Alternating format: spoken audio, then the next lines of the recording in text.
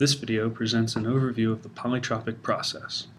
The polytropic process can be used to evaluate the work done by or on many systems that change volume. First, let's consider the work done by a closed system whose volume changes as a result of a process. An example of such a system is the gas contained in a piston cylinder assembly. The system of interest is the gas contained within the piston cylinder assembly. Consider a process that starts from state 1 and ends at state 2.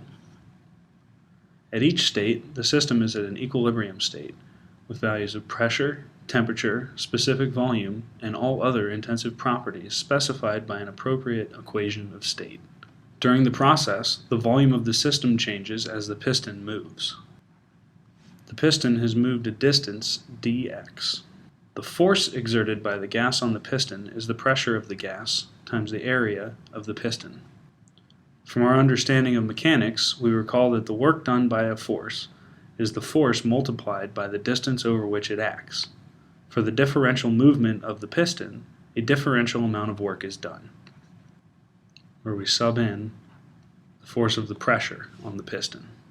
We recognize that the value A times the differential movement dx is simply a differential change in the volume of the system. Substituting,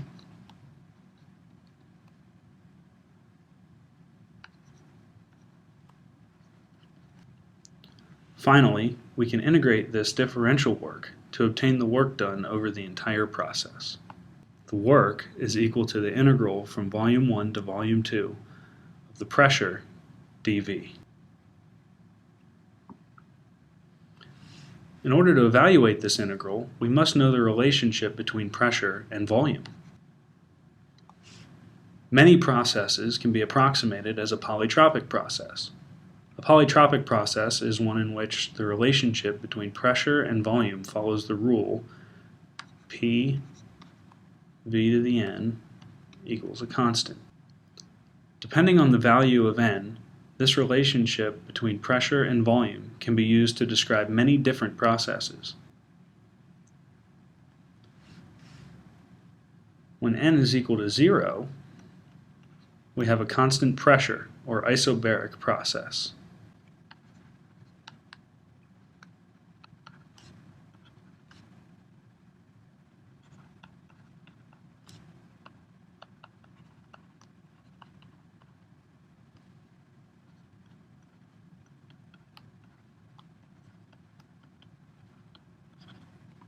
An example of a nearly constant pressure process is a piston cylinder with a high pressure tank attached. The volume changes and thus the pressure changes. However, for a very large pressure tank, the change in pressure is negligible and the process can be considered constant pressure or isobaric. When n is equal to 1, we have a constant temperature or isothermal process. Consider an ideal gas. For an ideal gas, we can write the ideal gas equation of state to describe any state of the system. Substituting for the two states, we see that the temperature remains constant.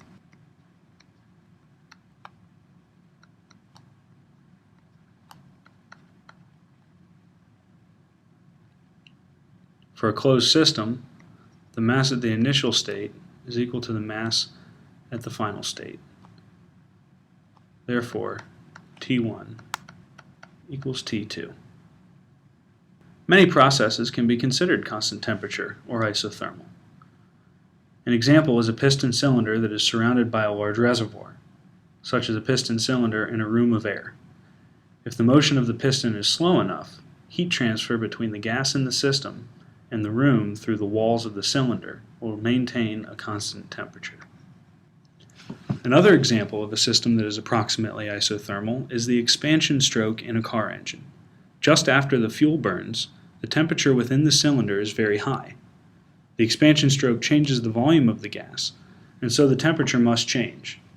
However, for a very high temperature and small amount of expansion, the temperature change is small, and the process can be approximated as isothermal.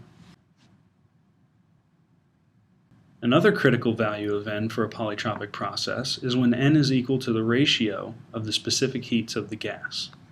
We will discuss the specific heats in the near future. A typical value of the ratio of specific heats for air is 1.4.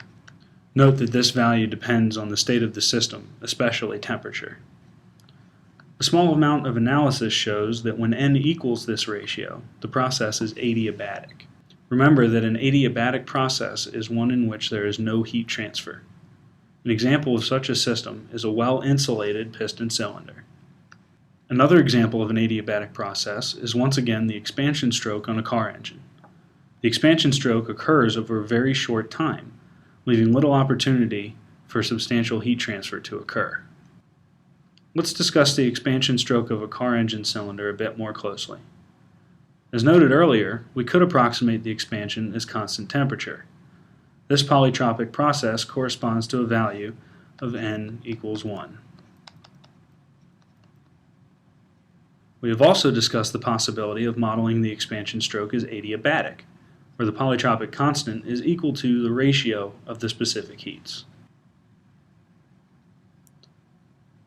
The true performance of a car cylinder during the expansion stroke lies somewhere between these two bounds. The process is neither isothermal nor adiabatic. In an isothermal process, heat transfer maintains a constant temperature in the system. In an adiabatic process, no heat transfer occurs, and the temperature of the system varies with volume. Values of n in this range of polytropic processes describe a number of non-ideal real-life systems. Many times, the exact value of n can be chosen to match experimental data. We will look at an example of this in another video. The main point to take away is that when n is between 1 and the value of the specific heats, the process is somewhere between isothermal and adiabatic. In other words, the process is somewhere between a process with heat transfer maintaining a constant temperature and a process with zero heat transfer, in which the temperature varies with volume alone. The closer n is to 1, the better heat transfer does at maintaining a constant temperature. The final critical value for polytropic constant is infinity. When n is equal to infinity, the process is constant volume, or isometric.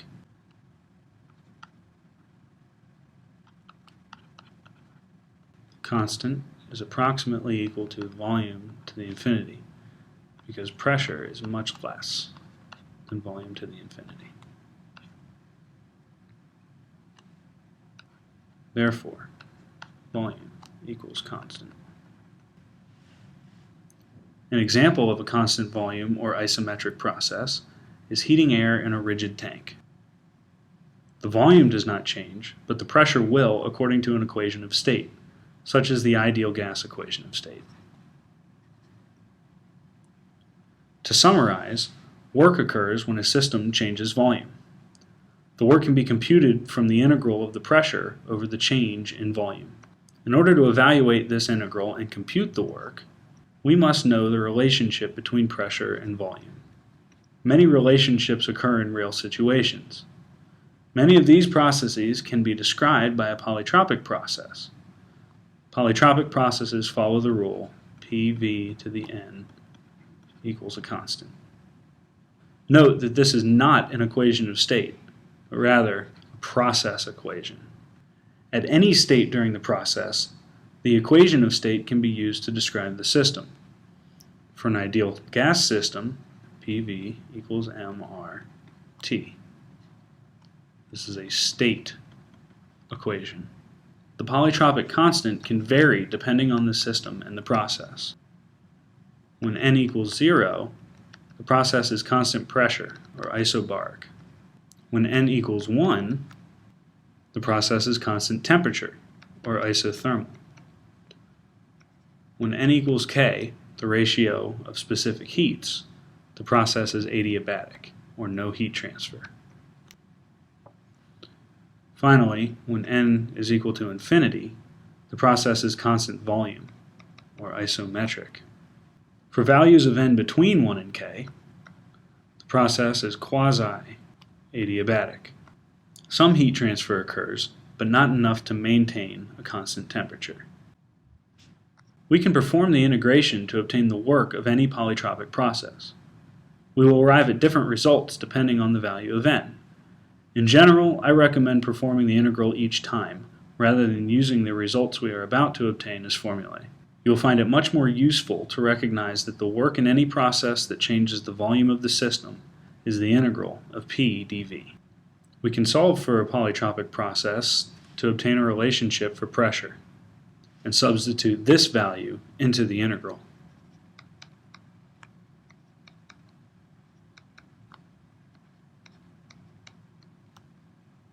Evaluating the integral, we obtain the result, work is equal to the constant times the volume to the 1 minus n divided by 1 minus n, evaluated from volume 1 to volume 2. Remember that C is equal to PV to the n. Substituting, work is equal to PV to the n times V to the 1 minus n divided by 1 minus n, evaluated from volume 1 to volume 2. Finally, the result is that work is equal to the pressure times the volume divided by 1 minus n, evaluated from volume 1 to volume 2.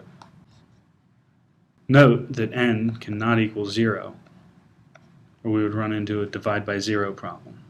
When n equals 1, PV equals a constant. Substituting into our work integral, work is the integral from volume 1 to volume 2 of P dV,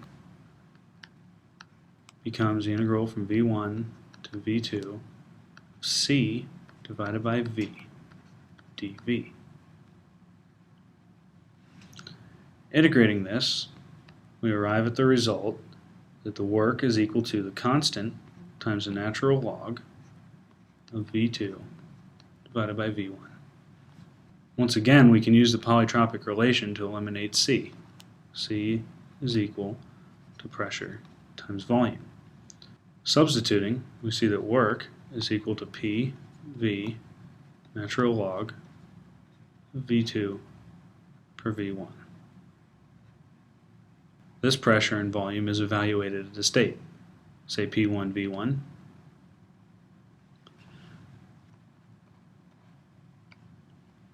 Thus, we obtain two results for the work of a polytropic process, one for when n is not equal to 1, and one for when n does equal 1. Again, I recommend performing the integration each time, rather than trying to remember two formulae and when each can be applied.